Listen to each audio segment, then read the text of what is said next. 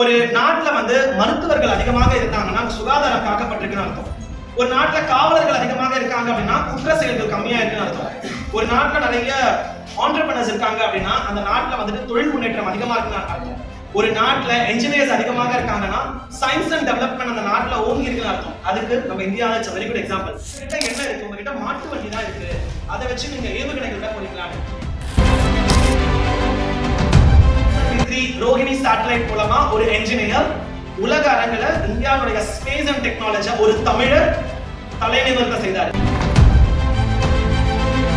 That is how the mission has started and till now that mission is continuing. எதுக்கு இந்த உயிரை கடவுள் இந்த உலகத்துக்கு அனுப்பணும்?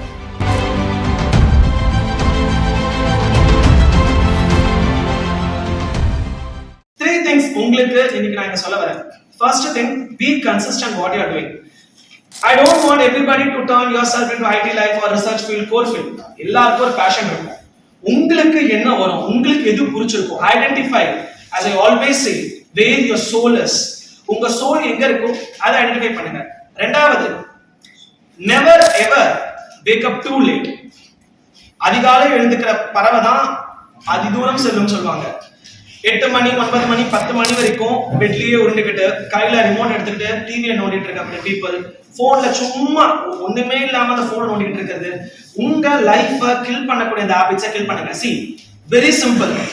At a day or within a year or within a decade நம்ம எல்லாரும் உழைச்சு பெரிய மில்லியனர் ஆயிட போறது கிடையாது. ஆனால் God has sent everybody to this world for a reason. நான் எவ்வளவுதான் எஃபர்ட்ஸ் போட்டாலும் நான் அம்பானி ஆகலாம், அம்பானி ஆகாமலும் போகலாம். But end of the day while leaving this world கடவுளுக்கு நம்ம ஆன்சர் பண்ண எல்லாருமே கட்டுப்பட்டிருப்போம். End of the day God will look back into the notes that we have written for ourselves. உன்னை இந்த பூமி அனுப்புனதுக்கு நீ இந்த பூமியில என்ன பண்ணிருக்க, பணம் காசு சம்பாதிக்கிறது செகண்டரி. எண்ட் ஆஃப் த டே இந்த பூமியில என்ன இம்பாக்ட் நம்ம கொடுக்கணும், நம்மளால எத்தனை பேருடைய லைஃப் மாறி இருக்கு, உன்னால எத்தனை பேர் சுகம் அனுபவிச்சிருக்காங்க, how many of the life have been changed by you, it matters a lot. நமக்கு see இந்த வயசுல everything you take it in a fun tone, but you will have a self realization. But very few people like me, we will have that maturity in the engage itself. Again, it's not a blame on you people. அஞ்சு பேருமே ஒரே மாதிரி இருக்கிறது கிடையாது, எல்லா மனிதர்களும் ஒரே மாதிரி இருக்கிறது கிடையாது. The family what you brought up, the ecosystem, நீ வளர்ந்தோட ecosystem, நீ பார்த்த மனிதர்கள், இதுதான் உனக்குள்ள இருக்க இம்பாக்ட விதிக்குது. ஒருத்தர் ரொம்ப டெம்ப்ட் ஆகுறான், ரொம்ப ஒரு நாட்டமே எதுவுமே இல்லாம இருக்கானா, அவன் வளர்ந்த விதம் அப்படி, அவனுக்குள்ள எவ்வளவு ஏமாற்றங்களையும் எவ்வளவு வழிகளையும் அவன் சுமந்து இருக்கான்றது அவனுக்கு மட்டும் தான் தெரியும். அந்த மாதிரி அந்த வழிகளை சுமந்து இருக்கக்கூடிய எல்லாருக்குமே ஏண்டா இன்ஜினியரிங் சேர்ந்தோம் அப்படின்னு நினைக்கக்கூடிய பீப்புள் எல்லாருக்குமே சொல்றேன், engineering is not a degree. இன்னைக்கு கூட என்னோட பழைய கெஸ்ட் லெக்சரோட ஸ்டேட்டஸ் என்னோட இன்ஸ்டாகிராம்ல போட்டு வந்தேன். Engineering is not just a professional degree, it is a degree for your life. இந்த மார்க், நீ படிக்கிற இந்த சர்க்யூட் தியரி, இந்த 4 பக்கமான ப்ராப்ளம்ஸ், இதெல்லாம் வாழ்க்கை வர போறது இல்லை. ஆனால் அதுக்கு நீ போட்ட டெடிகேஷன், அதுக்கு நீ கொடுத்த இதை நான் ஒழுங்கா பண்ணணும்னு நீ பண்ண சில விஷயங்கள், அந்த பெர்சிவரன்ஸ், அந்த கன்சிஸ்டன்சி, உன்னோட creativity, how you stand unique among the crowd, இது எல்லாம் தான் உன்னை ஒரு தனித்துவத்தோட உன்னை இந்த நாட்டுல வீடு நடை போட செய்ய போகுது. So consistency and the focus on what you are doing, and third thing, the moral values. இந்த thoughts போய் சேரும் அப்படினு நான் நம்புறேன். So if you are taking engineering, do justice to it. எல்லாராலையும் டெக்னிக்கலா சாதிக்க முடியாது, ஆனா எல்லாராலையும் ஏதோ ஒரு துறையில சாதிக்க முடியும். அந்த சாதனைக்கான lessons, the professional lessons, experience engineering உங்களுக்கு கொடுக்கும். உங்க கிட்ட இருக்கக்கூடிய தரித்திரத்தை ஃபர்ஸ்ட் நீங்க ஒழிக்கணும். அதுக்கு ஃபர்ஸ்ட் மேக்ஸிமம் 7 மணி 8 மணிக்கு மேல பெட்ல இருக்க கூடாது.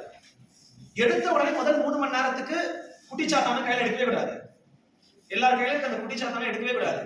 அது அந்த நாளுக்குள்ள நீ முதல்ல ஒரு காலையில எழுந்த உடனே ஃபர்ஸ்ட் half an hour நீ என்ன பண்றியோ அதுதான் உனக்கு இருக்கும். உன் மூளைக்கு நீ வேலை கொடுத்தனா மூளை இது பண்ணும், போனுக்கு நீ வேலை கொடுத்தனா போன் அது வேலையை பண்ணும். அதுக்கு அடுத்த டோன் பாய்ஸ் புரிஞ்சுக்கோங்க.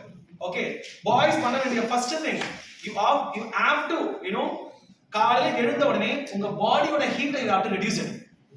இந்த பாடி சூடானாதான் மத்த எல்லா பிரச்சனைக்கும் காரணமே. காலையில எழுந்த உடனே ஒரு half an hour work out பண்றீங்களா, you have to sweat out. நீ ஒர்க் அவுட் கூட பண்ணாத, நேர்ல இருக்க கிரவுண்டுக்கு போ, ஒரு ஜாகிங் பண்ணுங்க, உங்க பாடியில இருந்து ஸ்வெட் வெளியே வரணும்.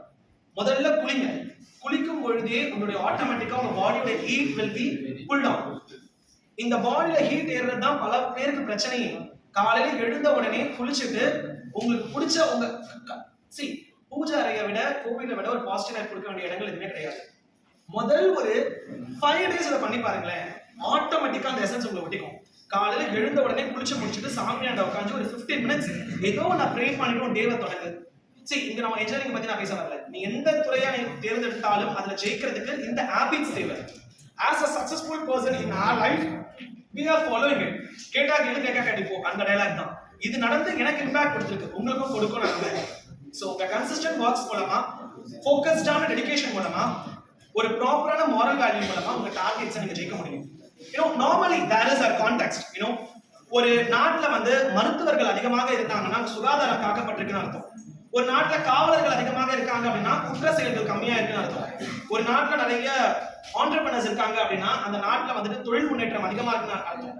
ஒரு நாட்டுல என்ஜினியர்ஸ் அதிகமாக இருக்காங்கன்னா சயின்ஸ் அண்ட் டெவலப்மெண்ட் அந்த நாட்டுல ஓங்கி இருக்குன்னு அர்த்தம். அதுக்கு நம்ம இந்தியாவில் it's very good example. During the time period of 1945 to 1950s, Russia and America competing with one another who is going to excel in the field of space and technology. At the time, we people got an independence. It's almost 5 to 10 years over. India is approaching to America and Russia, and they're asking, "Hey, we would like to contribute to the space and technology. Engoda satellites konju kondu pongalenda." At the time, America was kidding India, and it replied sarcastically, and it was also displaying various news magazines at the time. உங்ககிட்ட என்ன இருக்கு? உங்ககிட்ட மாட்டு வண்டி தான் இருக்கு, அதை வச்சு நீங்க ஏவுகணைகள் விட போறீங்களான்னு. That was the time, turning point. Like யாரையுமே தாழ்வாம எண்ணக்கூடாது, யாரையும் ரொம்ப வசதியாம எண்ணக்கூடாது. we people are in the situation to face every phases in the life. அன்னைக்கு இந்தியாக்கு அந்த ஏழட்டம் செய்த அதே people தான் 1918ல PSLV-3 ரோஹிணி சேட்டலைட் மூலமா ஒரு என்ஜினியர் உலக அரங்கில இந்தியாவுடைய ஸ்பேஸ் அண்ட் டெக்னாலஜி ஒரு தமிழர் தலைநிமிர்த்த செய்தார். Who is that? Sir APJ Abdul Kalam. That is how the mission has started. Until now that mission is continuing. யாருமே தொட முடியாத உயரங்களை சூரிய புயல ஆராயக்கூடிய பல ரிசர்ச்சை நம்ம வெயிட் பண்ணிட்டு இருக்கோம். யாருமே கால் தடம் பதிக்க முடியாத இடங்கள்ல நிலவின் மூலமா நம்ம அதை தடம் பதித்துக் கொண்டிருக்கிறோம். That is how engineering is not a field. It's like you come, you earn money, you go. நீ அந்த மாதிரி பண்றதா கடவுள் உனக்கு பொறப்பே இந்த உலகத்தை கொடுத்துக்க வேண்டிய அவசியம் இல்லை. உனக்காக நீ சம்பாரிச்சா உன் குடும்பத்துக்காக வாழ்க்கை நீ போறன்றதுக்கு எதுக்கு இந்த உயிரை கடவுள் இந்த உலகத்துக்கு அனுப்பணும்? இந்த உயிர் இந்த உலகத்தை விட்டு போகுதுன்னா ஏதோ ஒரு விஷயத்தை சாதிச்சுட்டு போகணும். சாதனையாளர்களுக்கு இந்த தாட்ஸ் போய் சேரும் அப்படின்ட்டு நான் நம்புறேன். So if you are taking engineering, do justice to it. எல்லாராலையும் டெக்னிக்கலா சாதிக்க முடியாது, ஆனா எல்லாராலையும் ஏதோ ஒரு துறையில சாதிக்க முடியும். அந்த சாதனைக்கான lessons, the professional lessons, experience engineering உங்களுக்கு கொடுக்கும்.